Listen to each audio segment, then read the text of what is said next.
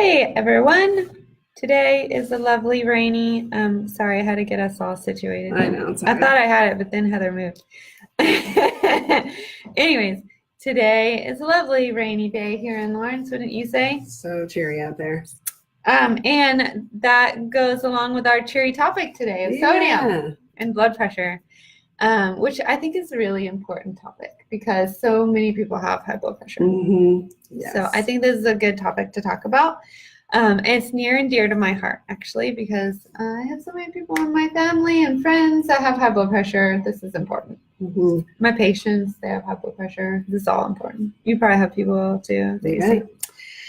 So anyways, that's what we're talking about today. It's sodium. It's like the last one of our electrolytes that we're talking about, right? Yes. And then we'll move on to some new kind of topic. Yes, actually I have an idea for a topic I forgot to mention. Oh, I did too, actually. So I hope it's not the same one. we have two new ideas, yeah. So anyways, for all of you lovely people that aren't sure of who we are, I am Dr. Smith, and I am from Accomplished Health and Wellness here in lovely rainy Lawrence, Kansas. And this is Heather Fiore, and she's from Free State Nutrition, also here in lovely rainy Lawrence, Kansas. And so today I just kind of wanted to touch on like the highest risk people for health problems related to salt. So related to salt. So those are going to be anyone over the age of 50. I know, right? Yikes. Like there's another milestone to reach. Quite a blanket statement there. Yep. Also anyone obviously with slightly elevated or elevated blood pressure. Duh. Sure. People with diabetes. Oh, sorry. Be the bearer of bad news. And African Americans. Right. I know. So here we are. Now we know. So I thought it would be really important to talk about actually what happens when we take in salt. Okay. So we love to talk science. I know. Some people like it and some people don't. But that's why we do this, for those people that like it. And the ones that don't, you can skip forward. So anyways, okay, so when you take in a high salt load, your kidneys actually will have trouble keeping up with the salt in your system because they can only do so much. And what happens in everything, as you know, like you learned this in high school, the slowest step is your rate limiting step, right? So the kidneys are going to get backed up with the sodium.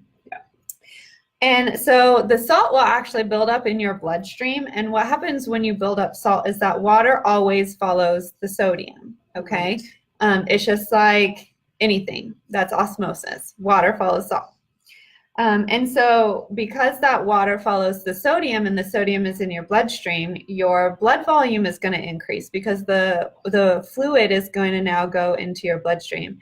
It also goes around the cells everywhere because the salt is trying to be pushed to all these places and it can only be pushed so much, right?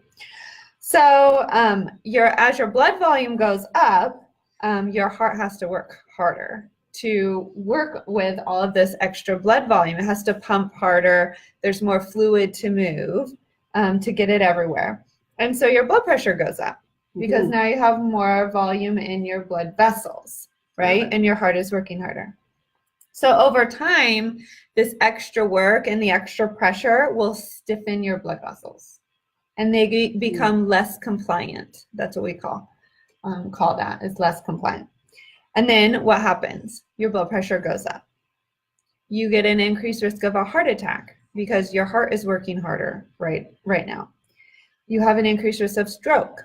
You also have all this salt there and all this extra fluid, and so you can go into what's called heart failure, and that's where your heart just cannot pump the amount of volume that's coming in, and it starts to back up places, into your legs, into your lungs, anywhere it can back up, and that's when you get swelling in your extremities.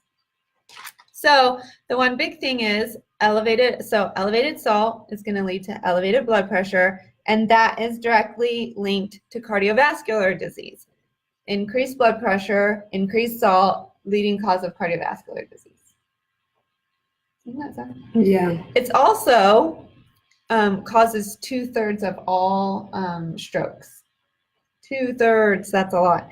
And half of all heart disease, not just heart attack, but heart disease. Wow. That's a lot. Mm-hmm. Yeah. So, here I am harping on salt and blood pressure, but we do need salt. Mm-hmm. So salt is everywhere in your body, right?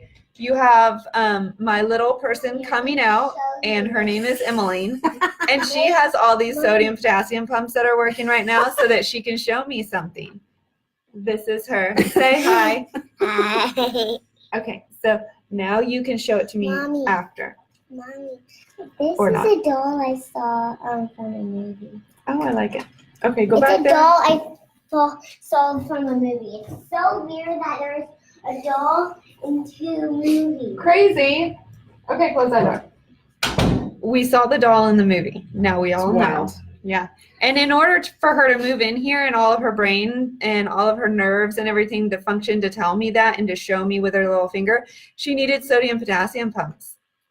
So Nice. see, Nice we segue. need them everywhere. Sodium is important. But how much do we really need? How much do we need? Well, I don't know if that's clear, actually. It's not. Right? We don't know how much we need. No, we don't. But there's a recommendation Yeah. of like 2,300 milligrams Yeah. from your diet, which is about how much you would get in a teaspoon of salt. We should have brought them. Yeah, that'd be a nice visual. A teaspoon. You know what a teaspoon looks A like, right? teaspoon. That's like as much as, I Right. probably put like 1/4 of a teaspoon in the Mexican food that I make, Could be. It could That's be. like, So if you like put a teaspoon of salt in your salt shaker and if that was all you used all day, like you'd think, oh, I'm doing great. Except that there's salt like already in most of your food. right? Sorry to tell you. It's Right. not just what you put. Right. But if you're cooking, just as a little side note here, if you're cooking, your best chance to like taste salty without going overboard is to put it on at the end. Like That's what we do. yeah, like don't put a bunch of salt in the pasta water or like while the stuff is cooking. Yeah. Just add it on top at the end, a tiny little bit, and then you'll taste that saltiness without it being huge amounts. Okay. Side note. I do put some salt in the water though to get it to boil a little bit quicker. I should just be a little bit more patient. I believe you. You should be more patient. Yes. Okay. Yes. There you have it, guys. Because what happens really, right? Like the salt lowers the boiling point, right? So it boils faster, but then doesn't it take longer to cook Well, because it's less hot? I don't know. I don't know. I My don't mom know. puts a salt in the water too. I don't know. So I could just be more patient. I could start my pasta earlier. right. There you go. There's a quick fix. And less salt. Ta-da. I don't put a lot in there, but Right. even And most of so- it probably gets rinsed off anyway. even so, Still. like I don't need it it. adds up. Right. Yeah. Okay. So There we go. we fixed one thing. problem solved. Yeah. So 2,300 milligrams is not a lot. Actually, when I was doing like hospital work and everything, we would put everyone on a 2,000 milligram salt diet. Just across the board. Yeah. If you had heart failure, it was even less. Yeah. Well, that's a Hey, good Liz. question though, because a lot of times, See, But, I mean, yeah, it does flavors flavor the. It does. I Flavors the agree. It pasta. flavors the Mm. pasta a little bit. But again, you could do it at the end. you could get used to it, right? Yeah. Right. Or yeah, You could know, just add that's the other thing is like with anything, you have to almost reset everything, all of your taste buds. So Right. that takes a while to Mhm. do. It It does. does. But then all of a sudden things become salty. Yes, it's true. Like you really can adjust your taste buds to less salt, and then you get really sensitive to it Yeah. when something is really salty. Yeah. Yeah. Or better yet is like raise your kids, your babies, to not eat salt because it's not a natural preference. It's Right. learned, right? Right. So we teach our kids to like salt because we give it to them. And if you don't give them salt, If you hide the salt shaker. if you put, flavor things with other seasoning, then they won't miss it. And of course, I'm back right now. Of course, she's back right now so that I can open No. her. It's just any chance to get in front of the camera. Yeah. See, once her layer bar opened, I don't think. Hey, All right, stop. easy. I don't think there's any salt in the layer bar. Well, I bet there is. Do you think? Yeah. Maybe a little. Yes, Let's a see. little bit. I still have some popcorn in my mouth. Yeah. You're right. Mommy, 65 milligrams. mommy, That's not a ton. mommy, Oh, I that's ate up. all of We the don't need to see your popcorn. popcorn. Go. I ate all of it. Okay, go. Bye bye. All right. Don't you love spring break? Spring break I is the best. I'm telling you. Break. Um, Do you know that they haven't, like, my kids haven't been in school but one full week, like, since January. It's ridiculousness entirely. Makes me want to cry. Mm-hmm. I was losing my Yeah. mind. Yeah. Okay. See, we were gone last week, and the kids were all distraught about missing a whole week. And I was like, I bet there'll be a snow day. Sure enough, there's a snow day. So Right. they missed one less day of school. See? Okay, so where were we? I don't even know. 2,300, 2,000. Okay. So, our recommended is 2,300. Right. And sometimes we recommend less than that, Mhm. but the question is whether that even helps. Helps or not? Mhm. So, one thing to note, like I was talking about sodium, potassium pumps.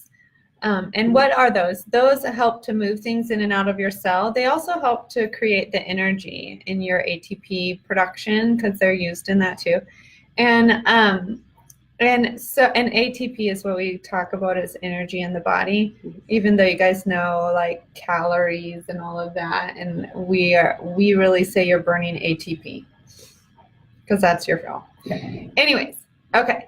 So sodium and potassium actually move in opposite directions Mhm. in all of our pumps, mostly all of them. You know, that whole thing, you're never supposed to say all. That's true. Right. But mostly they move in opposite directions. So that's kind of an interesting thing because they have opposite effects cardiovascular wise, Mhm, right? mhm. So a lot of Sure. people are like, should we do a salt substitute and substitute potassium for our Mhm. sodium? I don't know. What do you think? I think there are some cases where that helps, right? I've heard it tastes a little bit metallic. I have heard that as well. Yeah. But I think there are other ways to, to get flavor. Right. It doesn't have to be like a salty thing. It can just Right. be like other herbs and spices and yeah. I do that actually. Garlic and- mhm. So yesterday before we did this, last night I was making some taco meat. Mhm. And I went to grab the pepper because I was like, I always put pepper in it anyway, but then I was like, if I can make it a little spicier, then I don't need to have the salt as much, Mhm. right? Okay. I grabbed the salt shaker. That did not work. It's so backfired. Then I was like, oh my God, that didn't work for me. Well, good thing I didn't sprinkle too much on there because it really wasn't that salty. So I just did extra pepper. It worked. My plan worked, although I tried to foil myself. Anyways, where can we get that? Where do we get salt from our foods and stuff? Where should we be watching? I mean, it is in almost everything. Even right? your Larabar. I know. Anything like packaged or processed, right? They add salt for flavor, but also to preserve food. So anything that's packaged for sure or processed. Anything at a restaurant, Oh or gosh. fast food. That's why after you eat, you drink Mhm. lots of water. You're Mhm. so thirsty. That's the Right. salt. Yeah. Yeah. Yeah. And why your fingers get swollen. Swollen, yeah. Not like in congestive heart failure. You just ate a lot of salt. Yeah. That's all that happened. It's like salted meats, right? Any like deli meats or like cured meats, like ham, any of that kind of stuff. Sausage, obviously, and bacon. Those are, I would think that would be obvious. Those are going to be major sources. Especially when it says low sodium. Guess what? The normal one, salted. Yeah, that is for sure. So then also like just in regular food or like frozen foods too, like, and I don't mean just like frozen vegetables, but frozen entrees, like, it could be pizza or it could be like a mixed dish. Those are going to have a lot of salt in them. And then of course, like canned stuff, like canned soup or chili or, Chef Boyardee. Oh gosh, yeah. Yeah. A lot of salt going on there. And then in regular foods, you know, we talk about like eating more like fresh foods, but like even bread and cheese, which are like really in the grand scheme of things minimally processed, they also have I like a decent cheese. amount of Don't salt. pick on the cheese. I know. I thought we were needing that for calcium. The cheese, right? Yeah. Exactly. I mean, so it's risks and benefits here, right? Yeah, there you go. You know, get your sodium and your saturated fat from cheese because it's delicious, and you're going to get calcium too. That's how I look at it. Well, and also, isn't there sodium? Well, I guess there's some sodium in your fruits and vegetables, but it's a lower amount because it's usually more potassium. Yeah, I would say it's pretty Right. minimal. Yeah. So usually that, like, don't put salt on your tomato. People do that, you know. I know. Put balsamic vinegar on it. Yeah. Is that salty? I don't know. It tastes kind of twangy. Yeah, I don't think so. I don't know. Mm-mm. So then there, you can. There's this really good Some thing of us where you put both. take. Oh. Salt and So there's this really good thing where you can take cherry tomatoes and mozzarella and like you alternate them on like a skewer, and then you pour balsamic vinaigrette over it. It's like That's a pretty good. caprese salad on a stick. Yeah, it That's is. what that is. That's pretty good. Delicious. So anyways, I thought we would just kind of go over some studies that have been done over the past couple of decades, and just look at what they found. So the first study I wanted to talk about was called InterSalt, and it was done in the 80s. And it measured the sodium excretion over a 24-hour period among over 10,000 people. And it was in 32 different countries. We tried to hit everyone. Okay. That's right. And what they found was that it ranged from 200 milligrams all the way up to 10,300 milligrams. Where do you think that was? I'll give you 3 guesses, and the first 2 don't count. And what they found was that the average was about 4,000 milligrams excreted daily. Shoot. The other things that they found was that the more sodium you consumed, the higher your blood pressure, and the greater your increase in blood pressure per age as you grew. The other thing was that as the lower sodium consumption, lower your blood pressure was, and there was no upward trend of your blood pressure with age. So what they found, like, that's important because that means that there isn't a normal upwards trend of your blood pressure as you age. So you can't blame getting old. Right. That's what that means. So this is really actually sodium driven. Then there were 2 other trials. It was called the Trials of Hypertension, and there were 2 studies done. And this was in the 80s and the 90s. And they tested the impact of lifestyle change on blood pressure, including weight loss, stress management, nutritional supplement, and consuming less sodium. And we might get another visitor. It's my eye twitching. Right here. Are you done with it? Okay. They saw you. Say have a nice day. Go. Okay. Hello, boo boo. Okay, go. She's so silly. That one is my middle child. My oldest one is hiding back there somewhere, but she tries to sometimes get on here too. Okay, so in each study, they found a small decrease in blood pressure that was seen with sodium decrease over over the time period of 18 to 36 months. Okay. But it's only small. But what they did was years later, after the study was done, they actually followed up with participants. And what they found was that the people that stayed with low sodium after 10 to 15 years, they had 25% less, they were 25% less likely to have a heart attack, a stroke, or need a bypass or stent. Wow. Yeah. So that says that, you know, if you lower your sodium now, it may not show a lot right now, but the benefits are big down the road. Wow. That's good. what they also found was that increasing potassium in your diet decreased your chance of developing cardiovascular trouble. So anything heart related, not just heart attack and stroke, but other things. That's awesome. Yeah. And so what you want to do is increase your potassium and lower your sodium in your diet, and that may be the best thing for lowering your blood pressure and decreasing your risk of cardiovascular disease. Mm-hmm. So, and you can do that with fruits and vegetables. Mm-hmm. And then the last one was surprising, the DASH diet, the DASH one. So the DASH is the dietary approach to stop hypertension, and that started in 1994. It's been that long. Okay. Yeah, that's like a long time ago now. I know. And so what they did was after 8 weeks, they had people on DASH and then a diet rich in fruits and vegetables. And what they found was that the people that were on the DASH diet and just the diet that was high in fruits and vegetables, they had a decrease in both their systolic and diastolic blood pressures, but the DASH diet was better at it. Mm-hmm.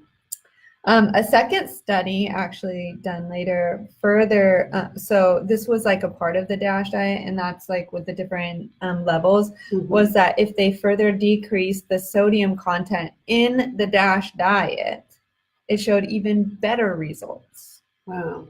Right. So interesting, because like, aren't there some people who are like sensitive to salt and other people who aren't? And we don't know who they are, sure, but some people aren't sensitive to salt. Some people That's not aren't, very but many I people. think that I think it's more of an overtime thing. I think everyone is sensitive over time. Got it. You know, so like you could probably say that not as sensitive to salt change you would see that in that 18 to 36 month study where there wasn't a lot of decrease in blood pressure, but then still over time it did impact them pretty greatly. Makes sense. Yeah. Mm-hmm. Can't get around it, people. We're eating too much salt. Oh gosh, we really are. We need to chill. Salt and sugar, I think those are two. I know, salt just seems a lot more like concrete. You know? Yeah. So how can we decrease it easily, do you think? Well, I don't know about easily, frankly, because it isn't so many things. Yeah. And the foods that we choose for lots of reasons, not just because they're salty and delicious, but because they're convenient. Yeah. Right? I mean, we choose things that come in packages because we don't always have time to prepare everything from scratch. Yeah, because we're all working moms. Yeah. Who has time and dads? I didn't want to leave out the dads. But who has times for that? Yeah. I mean, what does society expect from us? Right. We're not like spending all day cooking and cleaning. Like, I don't know who did that, how many generations ago at this point.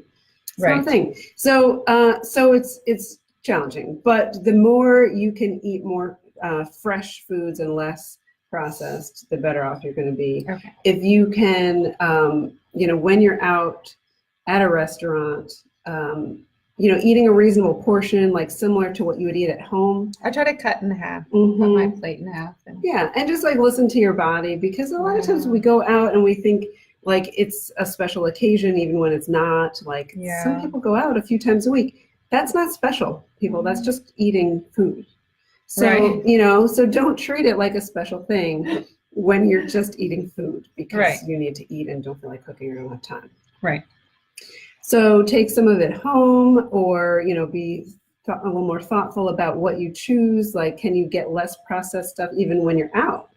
Like maybe it's not like having a whole bunch of sauce on it because sauces usually are salty. Or it's not fried. I mean, fried stuff tends to be salty. French fries that are not salty don't taste very good. I don't know if you noticed. So, just that's why you put ketchup on it. But then there's salt in the ketchup. Also salty, I know. Or you put ranch on it. Guess what? They're salty. Can't get around it really. Yeah. So, just being more thoughtful about like your choices when you're out or going out less often or, eating less when you're there, doing those kind of things. And then at home, Choosing lower salt options, like if you eat deli meat, can you do it less often, or can you choose the lower sodium version? Can you make your own soup, or can you get low sodium soup in a can? And there are choices, right? And frozen foods too. You can get decent choices in the frozen aisle as well. Like, I don't know, like Healthy Choice. We have another visitor. They're coming at us from all angles. You can come over and she didn't sneak on. We just heard her voice. Yeah. The little Ani. He's So not, cute. not one for the camera for sure. So just choosing like within your categories, just choosing like a lower sodium option, Right. when you can, or making things fresh when you can. I was just thinking that this is like so classic mom day. Like 12,000 interruptions. Yes, how many people have their kids at work today? A lot of you. Mm-hmm. So don't even try. Yeah. So, anyways, I did want you to say the DASH diet. What Okay. were the sodium levels on the DASH diet? So 2,300 and then 1,500 was the lower. Was the lower one? Yeah. That would be hard. Really difficult. Yeah. Mm-hmm. So then just two last things, some other things about sodium. Sodium, the increase in sodium may actually be linked to stomach cancer. Oh. Yeah. And then osteoporosis. So the more sodium that you're excreting, the more calcium you're going to lose. And so lowering your sodium actually could allow you to hold on to more calcium and strengthen your bones. Wow. Too. So it's kind of like a couple of different things there. Yeah. We do have a cool little handout that we'll link on that Heather found that just like shows some alternatives, right, to foods that you can pick. Right. How to get your sodium level down by swapping things out. Yeah, I like the scrapple. Yeah. The ham hock and liver pudding, because we all eat that every day. Right. So, if you have high blood pressure and you're looking at trying to lower your sodium, the DASH diet, that's actually, again, one of the highest ranking healthy diets, especially for people with high blood pressure. The other one would be my favorite, the Mediterranean diet. It does also lower your sodium too. So, and that's basically because they're almost the same. Yeah. Very, very similar for sure. Yeah. Whole grain. It's what Heather always says. Fresh fruits and vegetables, whole grains, healthy fat, dairy fat stuff. Yeah. And legumes. Legumes. But you got to rinse your legumes if you use canned. Rinse your legumes if you're canned. Sometimes they don't have, like the ones that I buy, they actually don't have salt in them. Really? Yeah. That's interesting. Yeah. So there you go. Okay. You can get some, but you have to get like the organic ones. Oh. Yeah, and they actually, I only get them when they're on sale. So, otherwise, you can make your own beans. You can, Easily. and we do. It's quite. It's not once that you hard. get into the habit of it, Yeah, it's not so bad. Takes planning. Okay, so we beat salt to death, and hopefully we've helped somebody lower their blood pressure out there in the future, or start to do the work. Yes. And we will put this little handout on our thing on our Facebook pages just to help you even more. Yep. And so what are we going to do next time? Well, it occurred to me that we should talk about reflux. I don't think we've talked about reflux, We right? should so talk about reflux. Yes. It's a great one. I You know what knew else you would I like was it. thinking What? To add to our list was you know what we should do is we should add a few vitamin ones, the bigger ones. For sure. But energy, low energy in foods. Like how can you increase your energy with foods that you eat? Oh. What do you think? It might be a complex topic. I know. But that I thought would be, everyone is always like, oh, I have no energy. Yes. And, for sure. and so it's all about what you put in. I always say this, that if you put bad gasoline, if you put diesel gas in your unleaded tank, your car's not going to run right. So if you put fast food and yucky foods into your system isn't going to run right. It's a simple fact. So reflux, should we do that next time? I think so. that's a great topic. Cool. And lots of people have that. So tune in next time and we'll be talking about reflux. And if you have any questions or suggestions, please don't hesitate to let us know. And we'll put that paper on, or that handout on, a little bit later. And have a lovely day for the rest of this rainy day. I hope somebody has snow, or not snow. How dare you? Sun. I meant to say sun. Sunny days somewhere. Send us sun. All right. Have a good day. Bye.